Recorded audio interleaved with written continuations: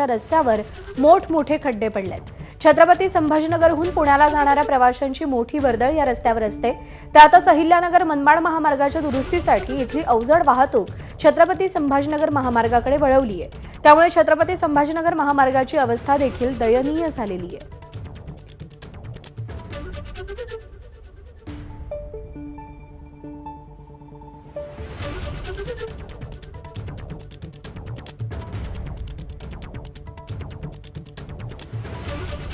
अहिल्यानगर छत्रपती संभाजीनगर महामार्गाची प्रचंड दुरावस्था झालेली आहे। त्यातल्या त्यात नेवासापासून ते अहिल्यानगर पर्यंतचा जो रस्ता आहे त्याची खरं तर मोठ्या प्रमाणामध्ये दुरावस्था झाल्याचं सध्या पाहायला मिळतं आहे।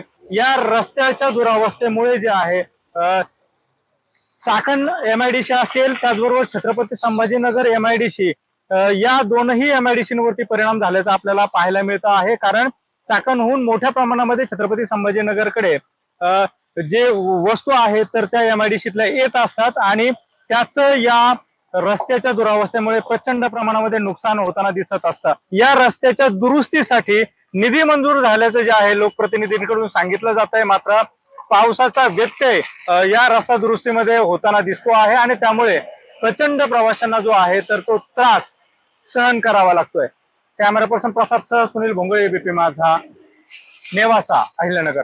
काय करावं आता, रस्ते चांगले नाही, गाड्याला सुद्धा चालता येईना, आम्हाला मोटरसायकलला चालता येईना, आता दवाखान्यात जायला आम्हाला प्रॉब्लेम आले तू, आता काय करावं, लय खड्डे पडलेत रस्ते, रस्ता नीट करू ते पण आता जर एक माणसाला माणसं पडून राहिले, उलटे पालटे पडून राहिले, गाड्या उलट्या पालट्या पडून राहिल्यात, रस्ताच चांगला नाही, गाडीला चालायला सुद्धा रस्ता नाही। त्रास होतो म्हणजे आम्हाला जायला अर्ध्या तासाच्या वेळ 1 तास लागत आहे।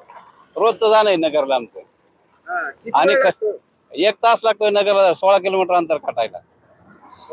रस्ता क्लिअर काल झाला पाहिजे। अक्षरशः चालता येत नाही, माणसाला सुद्धा चालता येणार नाही, असे गड्डे, गाड्या लाईनीच्या लाईन लागताय मागं, आम्ही कायम येत जातोय, आम्हाला कायमचा त्रास होतोय।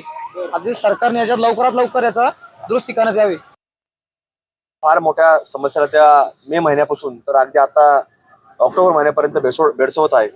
उपमुख्यमंत्री अजितदादा पवार साहेब जेव्हा शिर्डीला अमित शहा साहेबांवर जेव्हा आले तेव्हा आम्ही पालकमंत्री मोदयांशी बोललो, अजितदादांशी बोललो आणि त्यांनी ताबडतोब या विभागाच्या अधिकाऱ्यांशी चर्चा केली आणि त्यांना जी काही निधीची अडचण होती त्या बाबतीमधल्या निधीची अडचण देखील अजितदादांनी सोडवली।